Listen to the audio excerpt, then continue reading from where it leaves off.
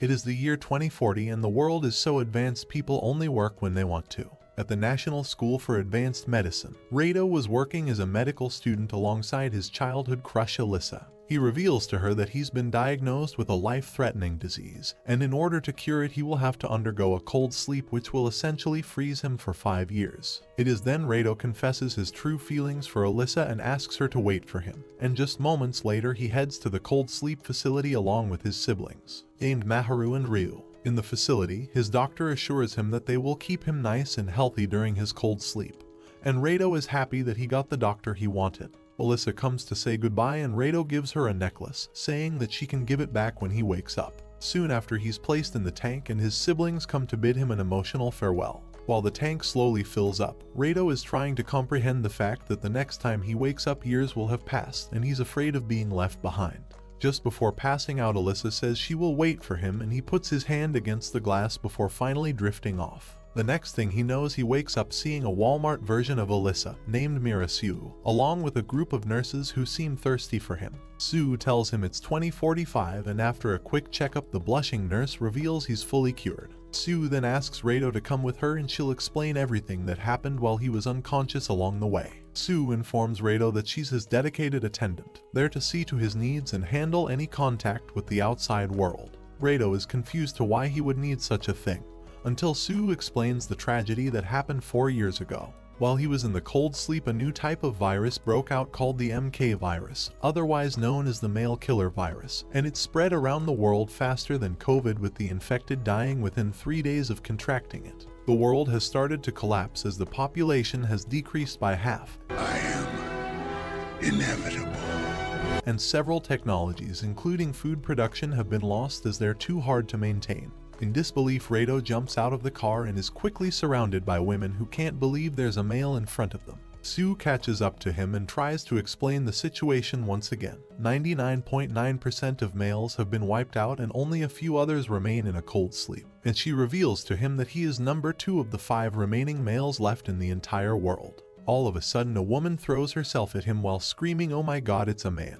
A guard takes care of her and the reality begins setting in. Sue explains that all the unsatisfied women around him would accept to mate if he wanted to, and pleads him to do so at some point for humanity. Later, Rado discovers via an old broadcast that the world is now ran by the International Union Governed by Women, otherwise known as UW. Sue tells him that those who are immune to the MK virus need to have as many children as possible or it's likely mankind will go extinct. Still in shock, he asks if artificial means of conception will work. However, Sue reveals that they have conducted all the possible ways. For some unknown reason, only the natural way of creating a new life works. Unable to process what the hell is going on, he is grateful to be reunited with his sister and sees his brother who is undergoing a cold sleep like he did. He also learns that Alyssa has been missing for a long time. Upset by all the revelations, Sue tries to develop plot with him, but Rado refuses because he can't stop simping for Alyssa. Upon witnessing Sue fail her mission, Naniko asks her if she wants to have number 1 seat instead, but Sue says that he smells like a RuneScape convention, so she could never do it with him. The following day, Rado is offered more plots to develop, but being the sworn simp he is, he continues to refuse them all. Sue stops trying to force things on Rado, but she makes him understand that he has a responsibility to do in the world. She then shows him all the certified women she can have sent to his room.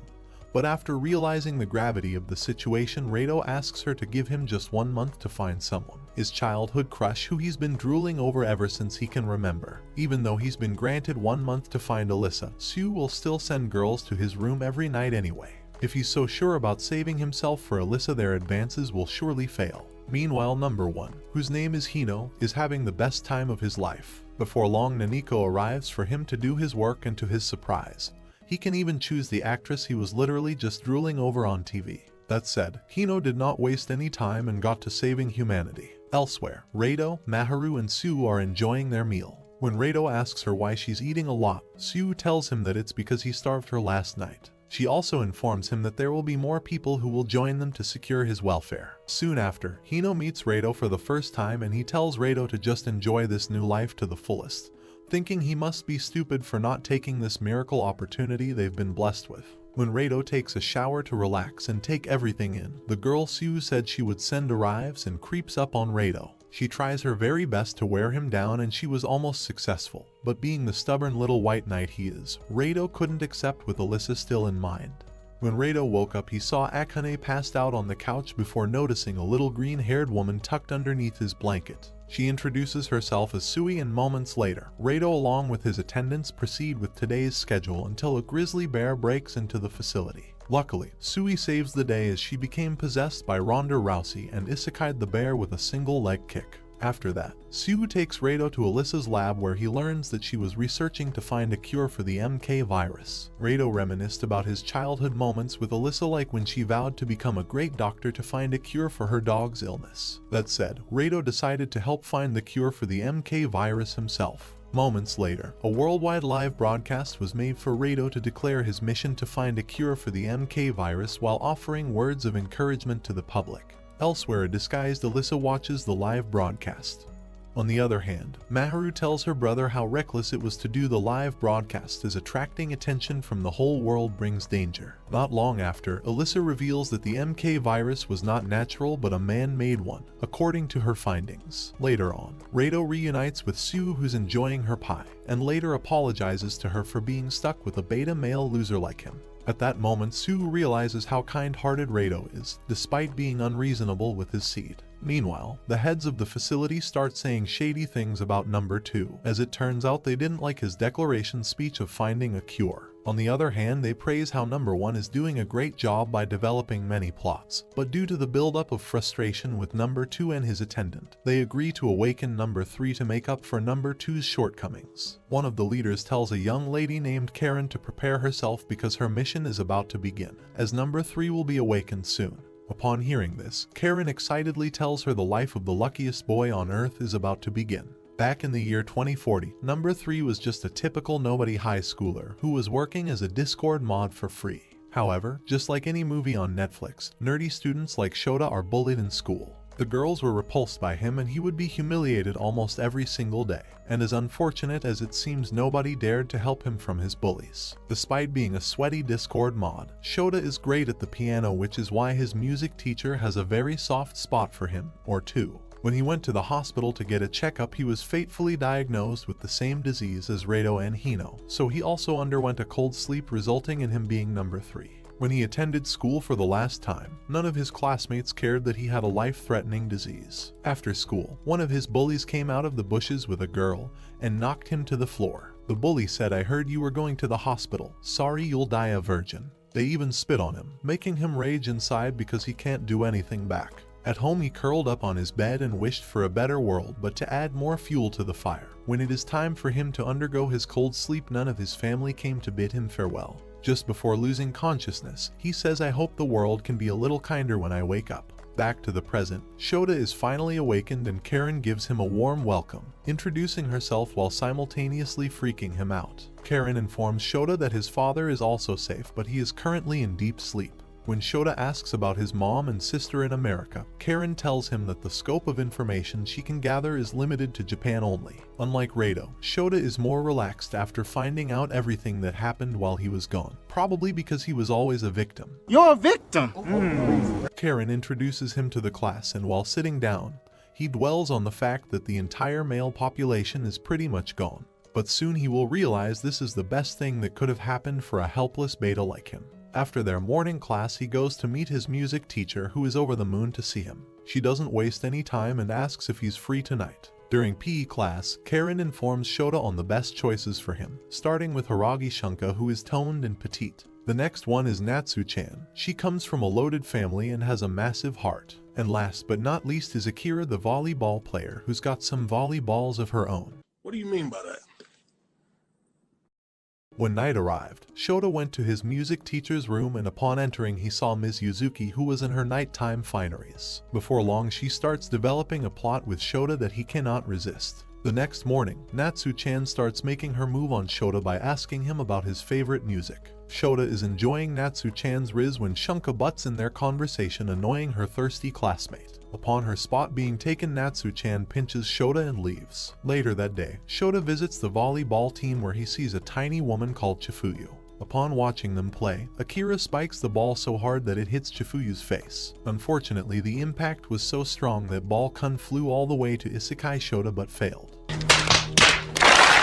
After seeing what she has done, Akira profusely apologizes to Shota. He eventually goes to the nurse's office like the little wimp he is and later gets his swollen forehead kissed by Yuzuki, who claims that her kiss has healing powers. After she asks Shota if the character development they did upsets him, he tells Yuzuki that he is a man of culture and he's happy he developed plot with her. Yuzuki became so happy upon hearing this she started developing another plot. Meanwhile, one of the leaders asks Karen about Shota's progress, to which she relays that he's getting along nicely. On a beautiful morning, Shota wakes up in Yuzuki's room. She prepares breakfast for him and the little rat watches. He can't believe how life has turned out. One minute he was a repulsive Discord mod. Now he is the only male in the world, as far as he knows. As the day continues, Karen takes Shota to the school swimming pool. Karen tells him that since he woke up from a cold sleep, he needs to have good exercise. The class proceeded with their warm-up exercise, where he had an eye-to-eye moment with Shunka. Soon after, when he is done swimming, he talks to Chifuyu, who is acting almighty as expected.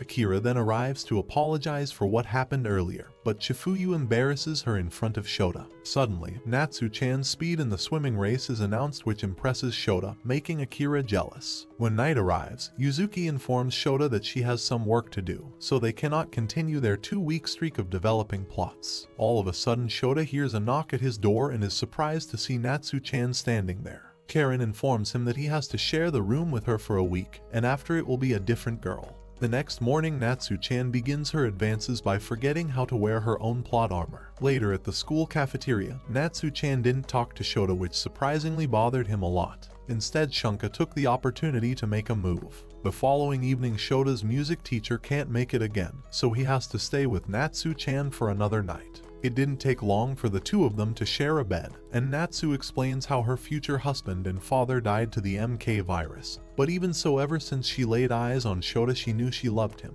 After hearing that, Shota can no longer resist her kindness and develops a plot with her. The next day, we see Reito is featured on the news regarding his mission, and as expected, women of all ages admire him. His fans even wait for him outside the facility. That said, Sue offers Reito more choices, but he immediately refuses and asks where his sister is. Sue then reveals that his sister often stays in the refugee area. Elsewhere, Shota wakes up with Natsu-chan and they drink water like completely normal people. Meanwhile, Hino meets with Reito to show him that he will become a father soon. Reito tells him that he cannot imagine being a father, but Hino encourages him to stop being a simp and do it. If not for himself, for humanity. On the other hand, Shota apologizes to his teacher for what happened with him and Natsu-chan. However, his teacher says that it's okay because she knows there isn't enough males to go around.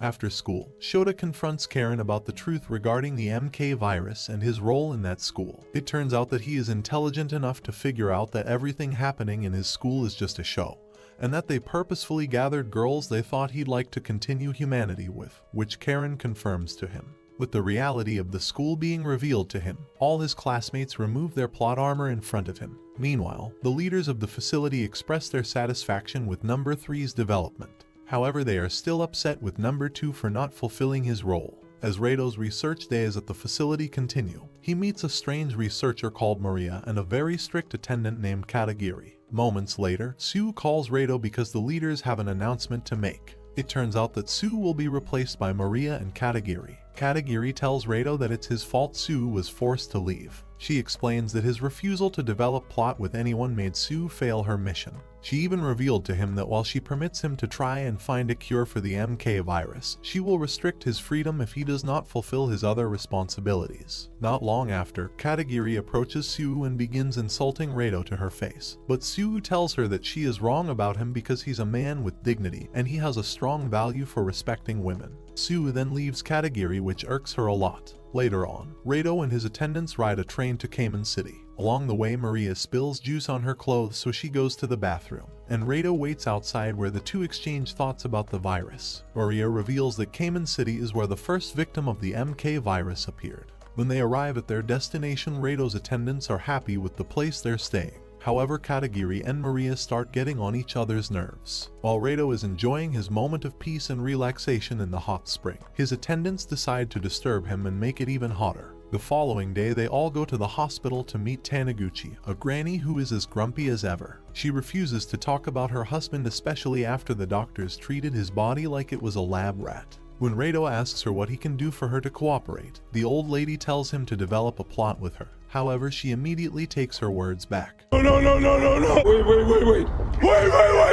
Maria explains to Rado that her husband was the first MK virus victim, and that same night we see Taniguchi secretly contact Alyssa and tell her that Rado was there. She asks why not meet with him, but we don't get to see her response. The following day, the grumpy old lady realizes that Rado is special because he stayed loyal to Alyssa despite having unlimited options. Although she advises him to stop looking for cures and create children, Rado tells her about his long-lost love Alyssa, which she already knows about. When the night arrives, Sui allows Rado to have a peaceful bath. Psych. Unfortunately for Rado, some girls arrive, prompting him to hide inside the sauna where he meets Chloe, a foreign girl with a big heart who puts Rado's temptations to the test. Moments later, Chloe falls unconscious. However, it's just a show to test Rado for the second time. His attendants get the wrong impression and begin to think that he started making moves of his own without letting them know. The next day, Taniguchi gets Rado to buy her favorite bread. After that, she requests some private time with Sue and asks her about Rado. After gaining the trust of the grumpy old lady, she decides to give Rado the information he wants. That night, Taniguchi talks to Alyssa and tells her to meet Rado before it's too late. She wants to be with Rado but is determined to find a cure. She explains that even if Rado falls in love with someone else, she will still love him the same way. Not long after, an unknown person poisons Taniguchi, causing her to go into a coma. Rado and his attendants are shocked and devastated to hear the news, but Taniguchi left something behind she wanted Rado to have if something were to ever happen to her. Without wasting any time, Rado and his attendants go to the hospital where Taniguchi's husband was brought to after he was infected, the place where the virus officially started. Rado, along with Sui and Maria, explored the creepy abandoned hospital. While the two were having a serious conversation, Sui interrupts them with her scream. Meanwhile, Hino continues to develop plots with more and more women he's drooled over in his life. Elsewhere, Katagiri is confronted by Akane because she suspects her of poisoning Taniguchi. While Rado and his attendants are on the train back to the facility, they come across the school where Maria's sister studies. Meanwhile, Hino takes a ride outside because he wants to get a girl from the refugee place, and none other than Maharu catches his eye. Rado's sister. Hino tells Naniko that he wants to develop some plots with her. At the train station restroom, Rado found a hidden document in Taniguchi's photo which contains a file on how to make the MK virus. He remembers how Alyssa said the virus was most likely man-made, and now with this information he can learn about the virus and make a cure. With all the facts gathered, Rado finds it hard to know who he can trust among his attendants. Later, Rado learns from Maria that the government gave her a tiny budget to research the MK virus with, and this is because they want her to focus more on food production. Their conversation is interrupted when Katagiri and Naniko arrive to inform Rado that Hino wants Maharu to be his mate. Maharu refuses, so they ask Rado to have a word with Hino personally. Hino refuses to give up and tells Rado to at least set them up on a date, to which he reluctantly agrees. Soon after, the leaders start talking about fights happening in the refugee area, and Katagiri suggested using number 2 for help.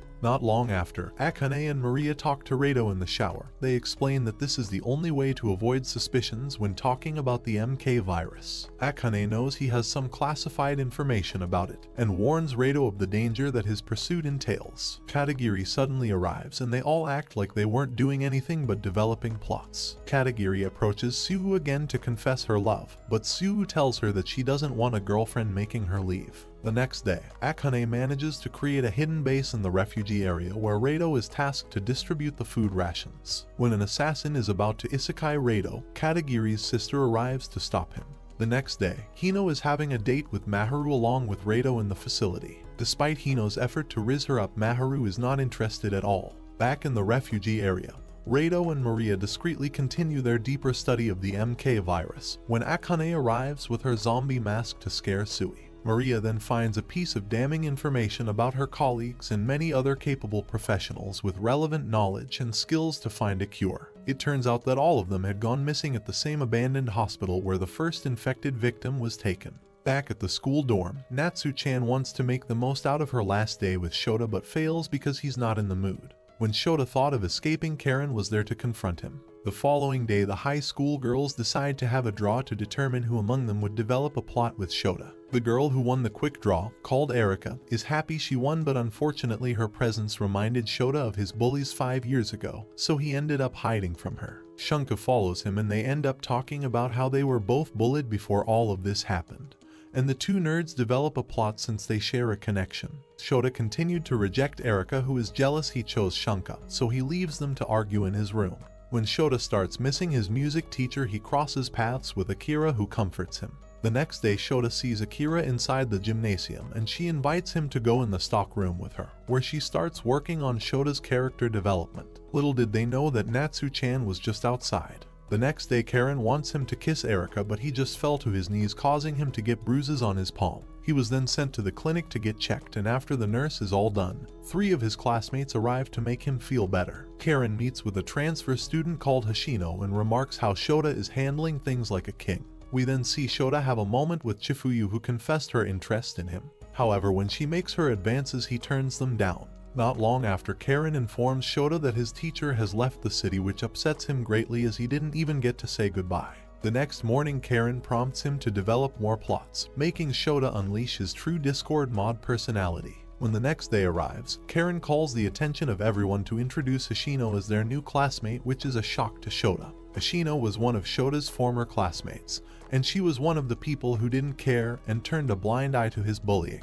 Understandably, Shota holds a grudge toward her, so when Hoshino asks for his help, he realizes he can just toy with her. Not even her classmates treat Hoshino in a good way, refusing to acknowledge her as their classmate because of her age, which upsets her. Meanwhile, Karen lets Hoshino attend their class, which is questioned by Shota, but Karen explains that Hoshino is only doing it because she wants to be a part of the UW. Shota sees her desperation, so he plays along. The next day, Shota embarrasses Hoshino in front of all their classmates for how she treated him 5 years ago. Elsewhere, Rado wants to go back to the hospital to find an answer for their problem. Meanwhile, Karen asks about number 2 and the leader tells him that he still refuses to do his duty. They talk about the possibility of them knowing something that they don't. That said, Karen asks the leader if they are still safe where they are. The next few days and nights, Shota continues to enjoy his school life, making Karen very happy. On the other hand, Rado along with his attendants return to the hospital the next morning. Some new foreign people arrive in Japan and Chloe seems to be their spy and leader. Their arrival alerts the leaders because they don't have much information about them, and enemies pose a great threat to their plans. The next day, Shota approaches the only girl in class that he has not developed a plot with yet. He invites her to his room, but she says that she can't make it because she's stuck at a red light. You don't find that suspicious? You don't find that suspicious? And this makes Karen become weary of her. When night arrives, one of the leaders asks Karen if everything is going well on her end, which she confirms it is. After, Shota's classmate who turned him down is called by Alyssa. She asks the girl if Shota accepted rejection and she says he did. The next night, Rado and his attendants explore the old abandoned hospital. Suddenly, Akane asks Rado about his feelings towards Sue, which makes her blush instantly. When Akane scares Sui with ghost fantasies, she accidentally destroys a thin wall. They decide to move forward and Rado notices that the vent is big enough to fit a person's body. Meanwhile, Sue observes from the facility's window, looking extremely sad for an unknown reason.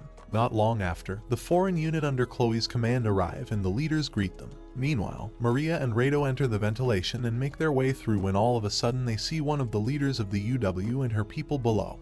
But their weight was too much for the vent to handle, so it collapsed. Upon seeing them, one of the leaders gets mad and orders them to be sprayed with bullets. But to their surprise, she wasn't talking about them, as we see some enemies drop to the floor behind them. Chloe appears and introduces herself as the one in charge of the Department of Peacekeeping Operations of the UW World Headquarters. Chloe receives information about bombs being planted in the area, so they immediately evacuate the facility. Just when they've successfully escaped the area, the bombs start exploding one after another. The following morning, we see Shota playing some Discord mod fantasy games with his classmates. When night arrives, Karen has to handle the mad Hoshino when they hear an explosion. On the other hand, Chloe begins interrogating Rado as if he is the only male alive and draws her conclusion about what is happening.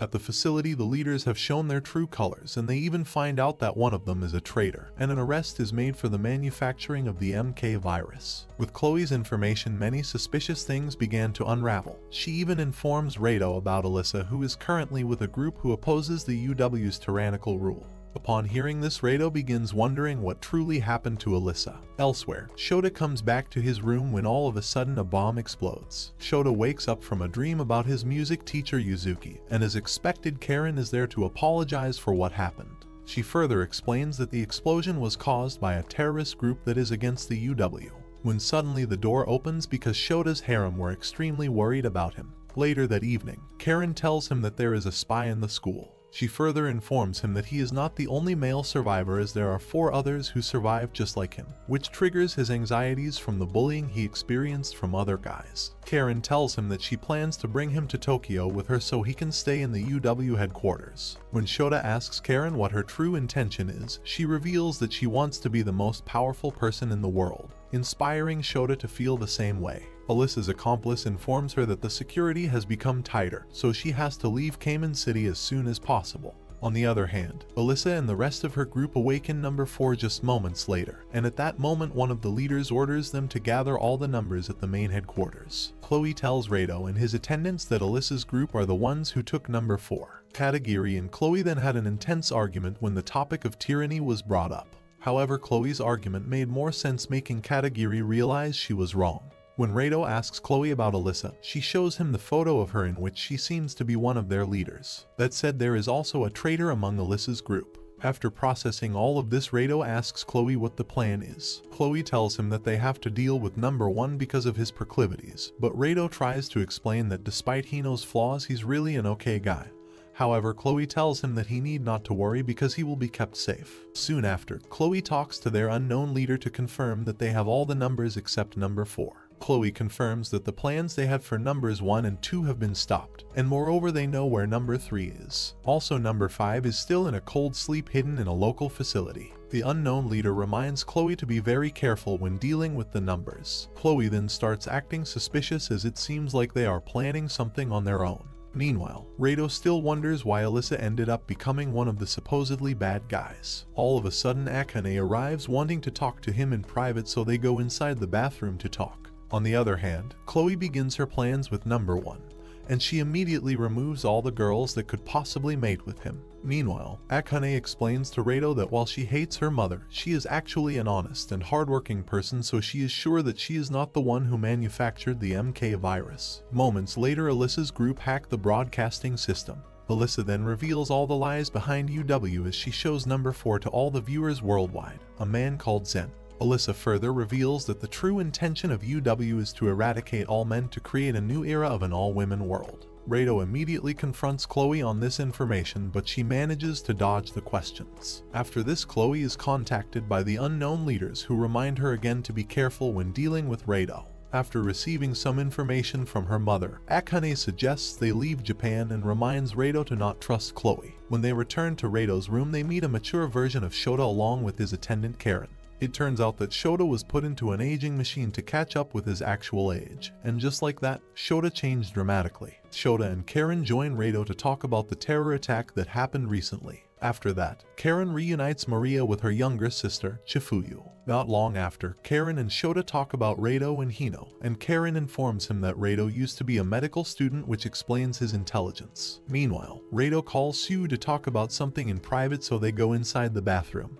With so many questionable things that happen, Rado convinces her to escape with him and find out the truth. When Sue asks him if he thinks she would not tell his plans to the UW, Rado says he trusts her without a doubt. However, Sue tells Rado that she cannot go and falls to her knees crying, revealing through her memory that she has been prepared at a young age solely for him.